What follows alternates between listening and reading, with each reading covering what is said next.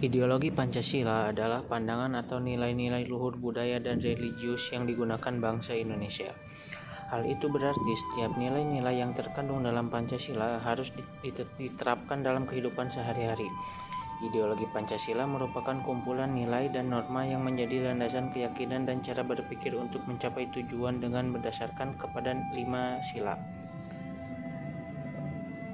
Jadi, selain bunyi kelima Pancasila yang harus kita hafal dan pahami, penting juga untuk mengetahui mengenai ideologi Pancasila.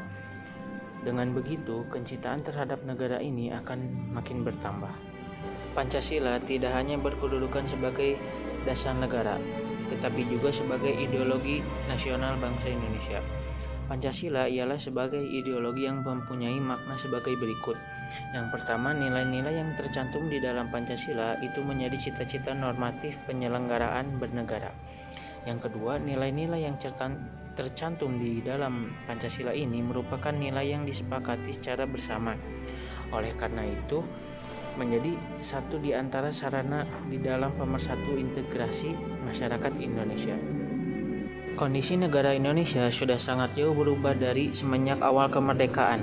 Perkembangan dan perubahan adalah hal yang tidak bisa dihindari sebagai prasyarat untuk mencapai kemajuan dan tujuan kemerdekaan. Perkembangan teknologi yang begitu pesat telah mendatangkan manfaat sekaligus dampak buruk bagi masyarakat. Kemudahan, kecepatan, dan efektivitas merupakan gambaran umum dampak kemajuan teknologi. Kemajuan teknologi yang tidak terkendalikan dan dikontrol akan menghasilkan masalah baru yang dapat menghambat atau merusak suatu negara. Generasi milenial adalah generasi yang sangat familiar dengan teknologi karena generasi ini lahir ke dunia di mana segala aspek fisik berupa manusia dan tempat mempunyai ekuivalen digital. Pada waktu yang sama, ancaman bangsa terus-menerus berkembang di setiap bidang. Ada di bidang ideologi, yaitu ancaman ekstremisme dan paham radikal.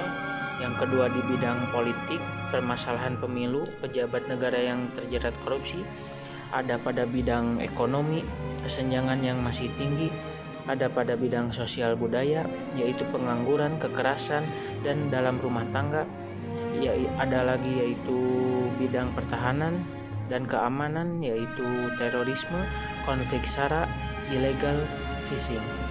Revolusi Industri 4.0 juga membawa disruption dan bridging generation.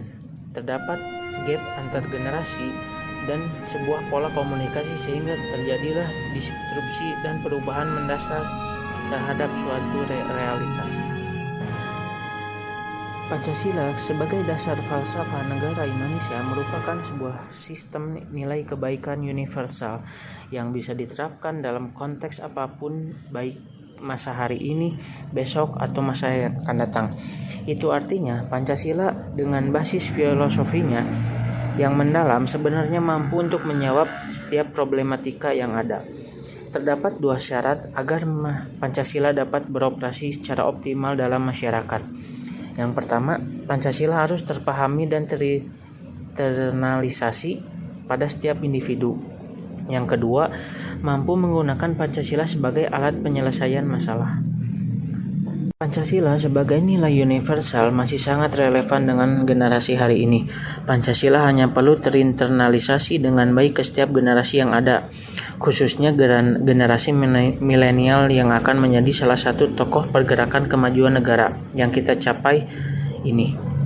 Nilai-nilai ketuhanan, nilai-nilai kemanusiaan, nilai-nilai persatuan, dan nilai-nilai musyawaratan dalam hikmat kebijaksanaan, dan nilai-nilai sosial, semua nilai tersebut harus kita pahami sebagai warga negara. Oleh karena itu, di tengah krisis nasionalisme yang sedang melanda negeri ini, Pancasila adalah cahaya penuntut untuk mengenal kembali jati diri bangsa dan perekat untuk mempersatukan perbedaan. Semoga Tuhan Yang Maha Esa merahmati dan mencerahkan hati pikiran kita semua.